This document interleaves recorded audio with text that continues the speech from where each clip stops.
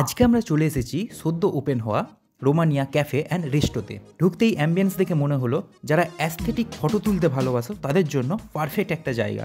Menu হাতে নিয়ে দেখি দাম কিন্তু বেশ হাই রেঞ্জের, তাই আমরা ঠিক করলাম 8 ইঞ্চির loaded keema and onion pizza try করব, যেটার দাম নিয়েছিল 220 টাকা। দেখতেই পাচ্ছ এটাই হচ্ছে পিজা। দামের তুলনায় সাইজটা কিন্তু একটু ছোট। বাই দ্য ওয়ে দেখতে কিন্তু বেশ ইয়ামি লাগছে, চলো টেস্ট করি।